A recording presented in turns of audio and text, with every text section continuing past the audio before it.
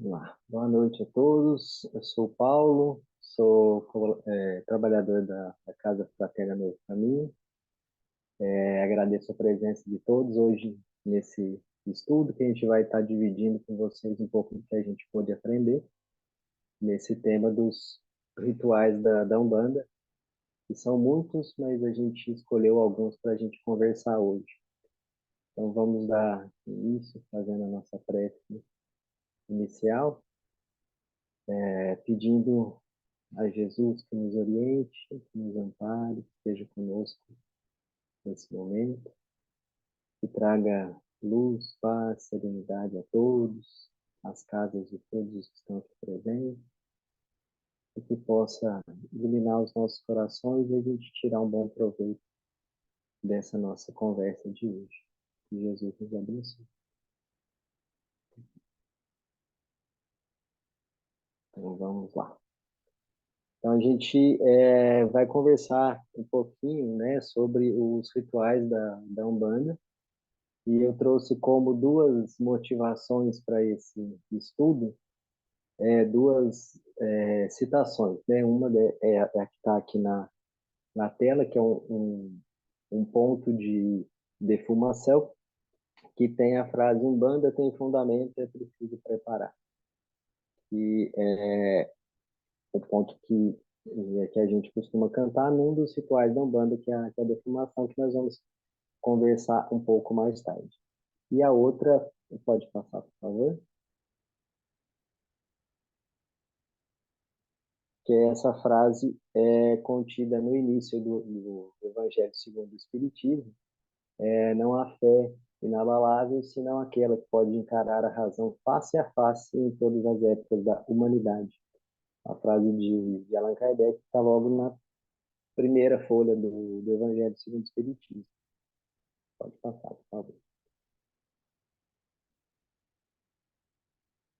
Por que é importante, né? Por que eu trouxe essas duas citações, né? Que a gente ouve muito, com muita frequência em vários lugares. Umbanda tem fundamento, né? E é importante que a gente, o que significa isso, né? Significa que cada indicação, cada preceito, cada ritual, gesto tem um significado, que nada é feito apenas por fazer.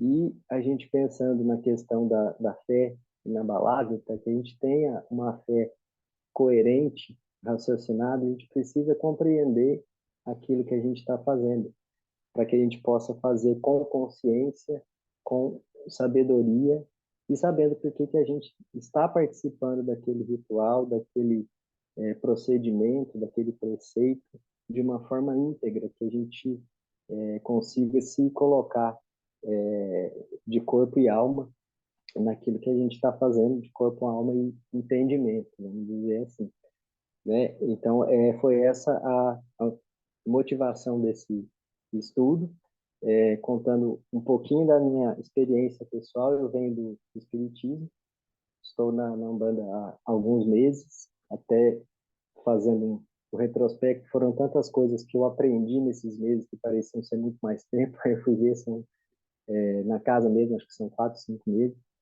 mas parece que foram muito mais. E a necessidade minha de compreender tudo que era feito, tudo que é feito e por que fazer.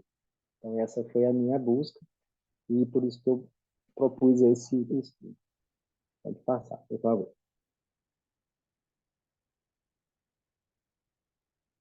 Então, vamos lá. O que são, afinal, rituais? Né? Pela definição da Wikipédia, o ritual, né, que vem do latim ritualis, que é um conjunto de gestos, palavras, formalidades, geralmente imbuídos de um valor simbólico, cuja performance é usualmente prescrita e codificada por uma religião ou pelas tradições da comunidade. No caso, todo o ritual ele tem um contexto social, histórico, emocional, né? A gente tem os nossos próprios rituais, né? De autocuidado, por exemplo, são rituais, coisas que a gente faz rotineiramente com um sentido para nós. E dentro da Umbanda não deixa de ser assim, né? Cada ritual ele tem uma representatividade, tem uma simbologia e que tem um sentido, né? Que é isso que a gente vai estar entendendo. E ele é um sentido da forma como é feito na Umbanda, é um sentido da Umbanda. Alguns rituais podem ser compartilhados com outras religiões, por exemplo, a defumação não é específica da Umbanda, mas o sentido dado da Umbanda tem um significado próprio e tem uma movimentação energética junto disso, que é o que a gente vai estar compreendendo daqui mais um pouco. E aqui, né, essa frase aqui de Larinho, que ela fala, né, que os rituais na Umbanda eles constituem uma prática religiosa capaz de despertar a fé dos fiéis ou religar os fiéis ao ser supremo do universo, ao Deus e à natureza. Então, além de ter essa representatividade, ele faz essa função de nos religar a Deus. Mas por que a gente precisa disso? Né? Será que é realmente necessário que a gente precise de intermediários para nos religar a Deus? Pode passar, por favor. No nosso estado de evolução, sim. Né? Nós ainda que, como fala, seres que vivem distantes do amor incondicional, ainda é muito difícil que a gente se ligue ao Pai diretamente. Isso, ainda é, não temos essa condição evolutiva ainda para nos religarmos diretamente ao Pai sem termos auxiliares, né? E os rituais sérios e dignos observados nos cultos da Umbanda tentam criar um ambiente em que os necessitados se sintam envolvidos numa atmosfera cristã de amor, fé e proteção.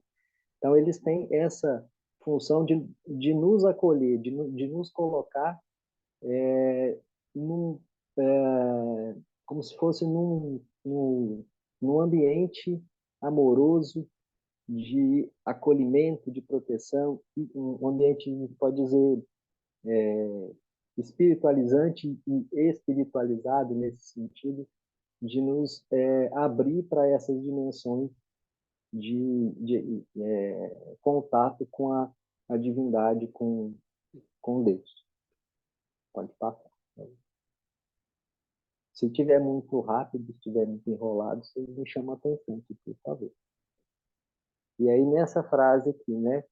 Nas giras, que são onde acontece grande parte desses rituais, a grande movimentação das energias por meio dos rituais executados vai envolvendo a todos em processos de ensinamento, consolo, cura e libertação espiritual.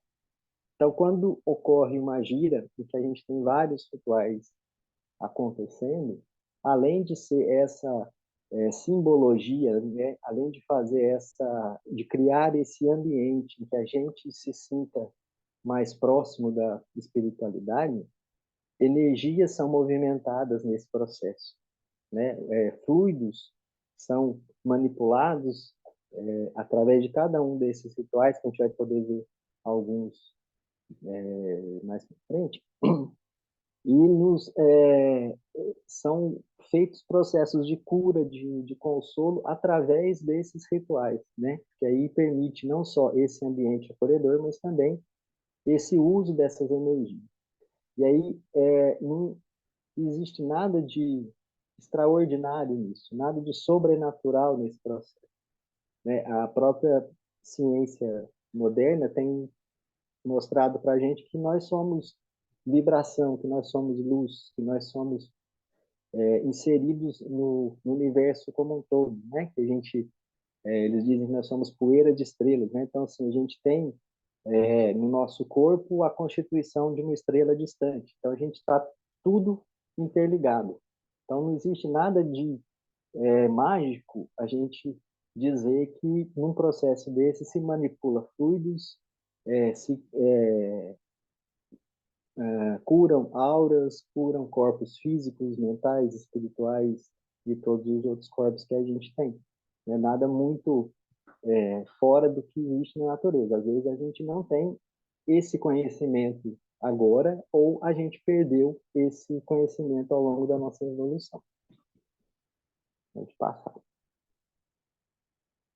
Aí tem essa frase do Ramatiz, que é muito legal.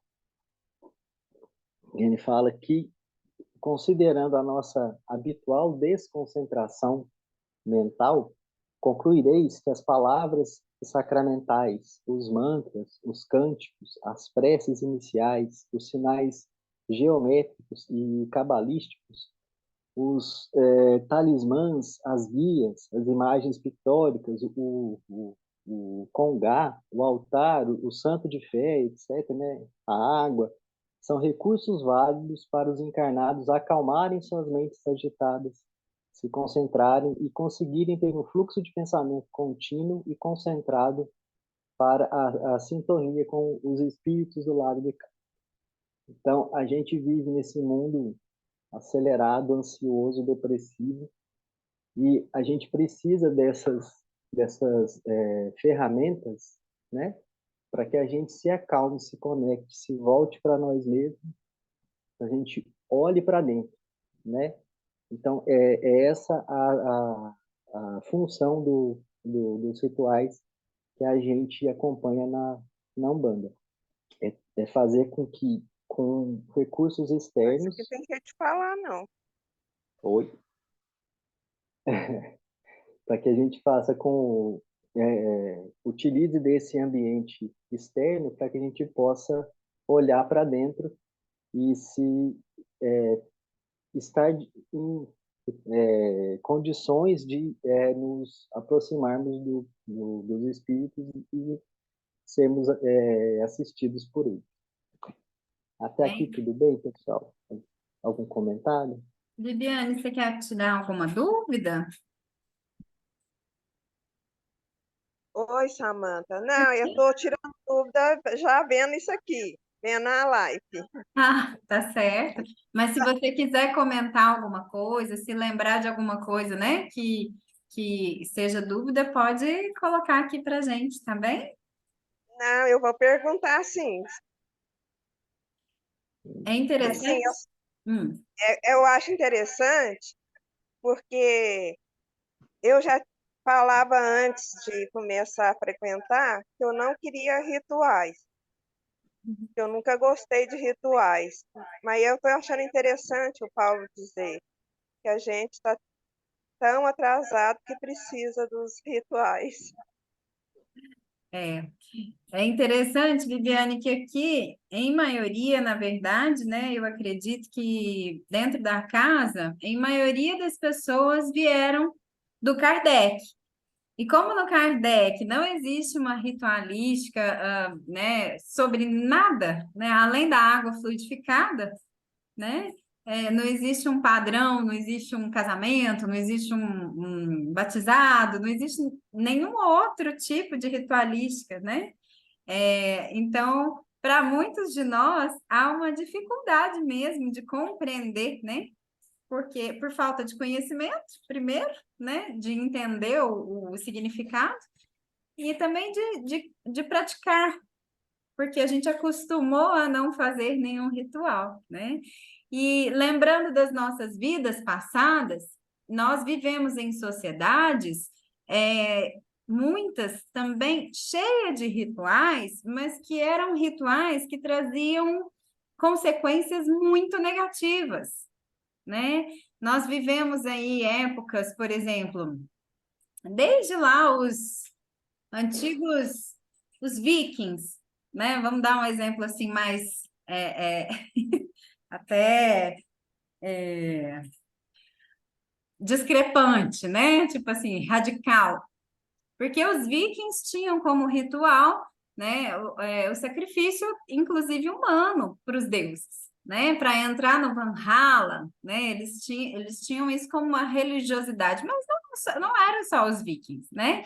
Nós temos ao longo da história, muitas sociedades que faziam uso de sacrifícios, e nós sofremos muito com esses sacrifícios, talvez não na hora, mas depois, né, entendendo o que isso significava e as consequências desses atos nos trouxeram um certo trauma, né?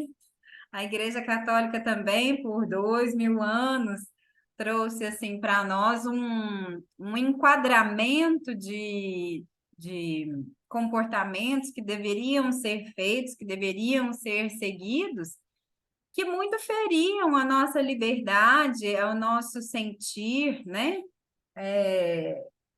Porque, logicamente, eram feitas de homens, né? Assim, de seres humanos que também erravam, que também entendiam errado as mensagens, e aí deturpavam muita coisa, né? Então, acho que a gente traz no nosso inconsciente de forma até sem querer, né? É uma dificuldade mesmo de entender ou de querer praticar. Mas nós somos espíritos ainda num planeta que está no segundo degrau de evolução, né?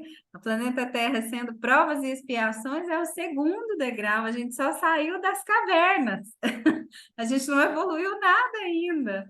E a gente precisa de muitas coisas para conseguir acalmar a nossa mente, para conseguir, de fato, estar em equilíbrio, né? Estar zen, em paz, para que a gente consiga sentir até as boas vibrações, né? Porque as boas vibrações, elas são vibrações altas. A gente não consegue alcançá-las na nossa perturbação, né? Enquanto a gente está no desespero ou enquanto a gente está na agitação, a gente não consegue alcançar, a gente não consegue nem perceber. A gente pode estar mergulhado no paraíso que a gente nem vai reparar, né? Dependendo da nossa agitação mesmo, do nosso estado interno, né? A gente não percebe. Aí, quando a gente vai acalmando, quando a gente vai quietando, silenciando a mente, o coração, a gente vai, né, tranquilizando, a gente começa a perceber um monte de coisa que a gente não percebia, né? Nos ambientes que a gente vai, com as pessoas que a gente convive, a gente começa a perceber várias coisas. E nos é dado também a possibilidade dessa conexão com Deus, né?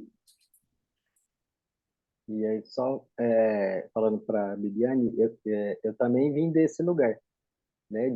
Eu também fui espírita de muito tempo, e aí tinha esse entendimento que rituais não são algo equivocado, né?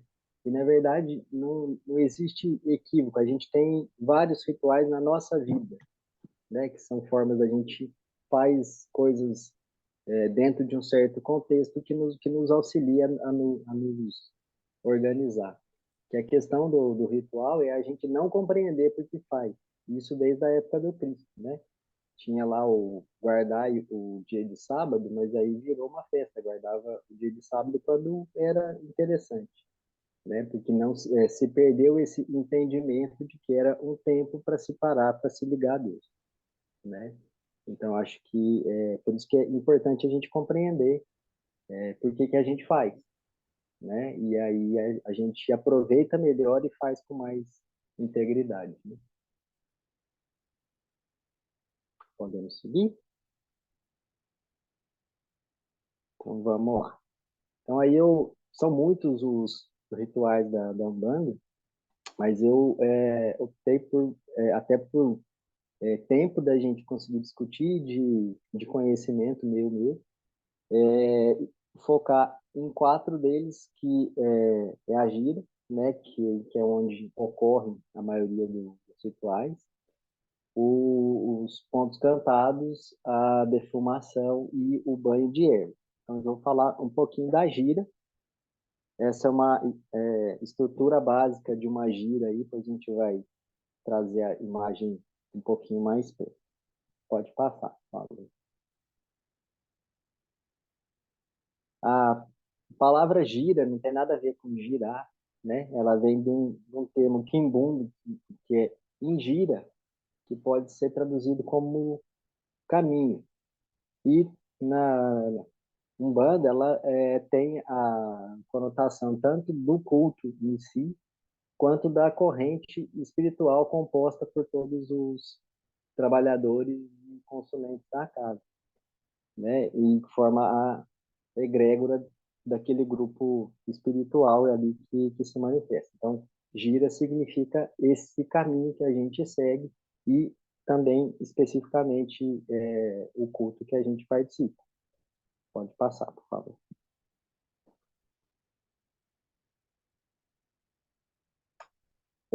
E aí os espíritos ensinam que a gira em si, como culto, ela não começa, no nosso caso, domingo às 8h30 da manhã, né? Ela começa muitas horas antes. E para quem se prepara para o trabalho, ela começa até 24 horas antes. E tem algumas referências que os espíritos começam a preparar até 48 horas antes.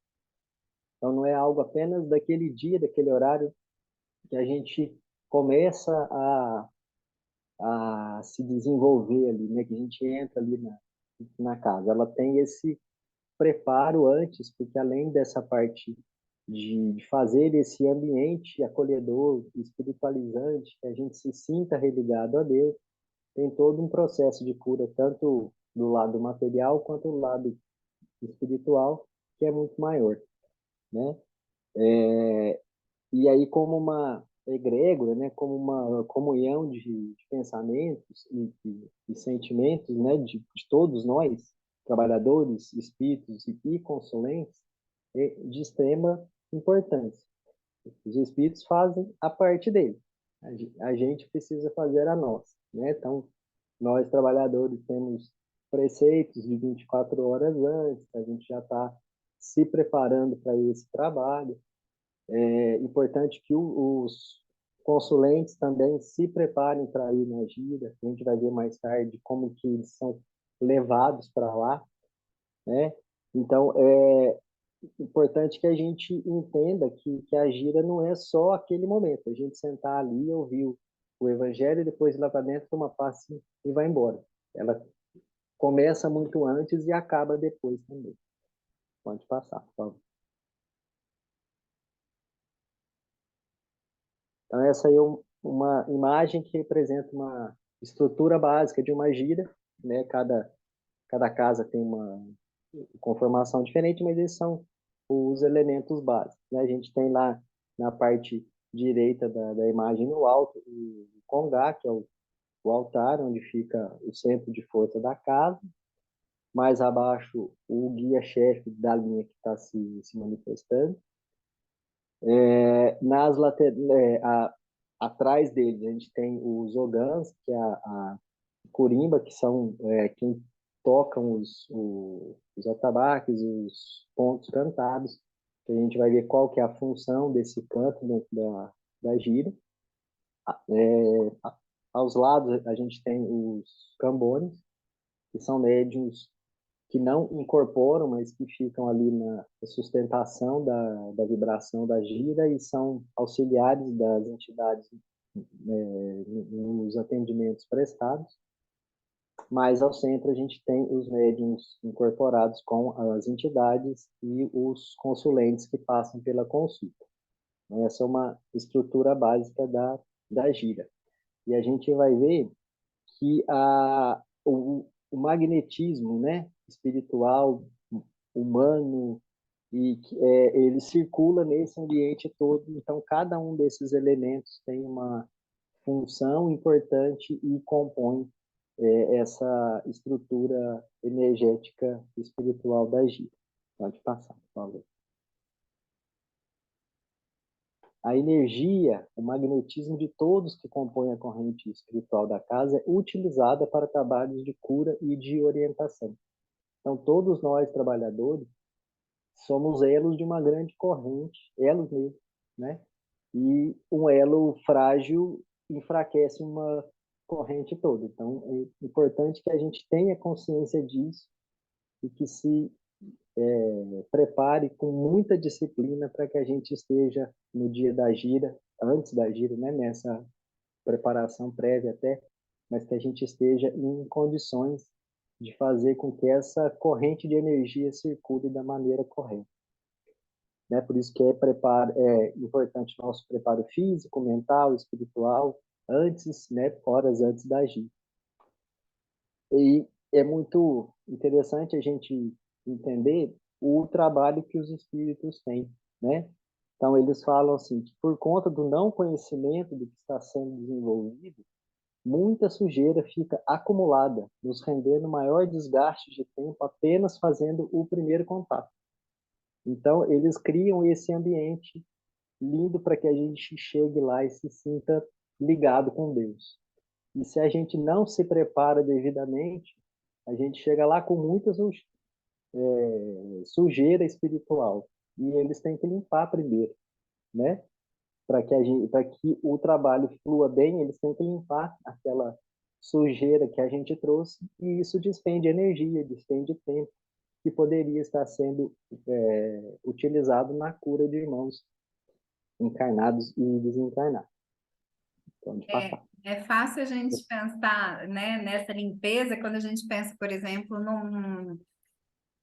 num hospital, né, num centro cirúrgico.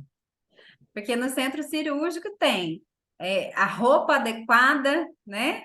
A higiene adequada, não pode entrar todo mundo de uma vez, né? Entra um pouco, depois vai outra equipe, depois tem uma movimentação correta que precisa acontecer, né? E a gente não pode entrar com qualquer roupa, a gente não pode entrar com o sapato que foi lá na rua, lá no carro, né? Que veio de casa. Então a gente tem todo esse cuidado para quê? Para não contaminar, né, o ambiente, o paciente que está ali precisando daquela cirurgia, né, daquele atendimento, daquele socorro. Então, é mais ou menos isso, né? A gente manter o ambiente com uma asepsia, uma higiene mental, né, sentimental também, né, ligada às energias que são distribuídas através dos sentimentos que a gente está ali emanando da gente. Então, cada pessoa tem essa responsabilidade desse cuidado, dessa disciplina, para que o ambiente não seja contaminado, né? Que a espiritualidade já tem uma trabalheira danada com a gente. Se a gente chegar e dar mais trabalho, aí a gente não está sendo bom trabalhador, né?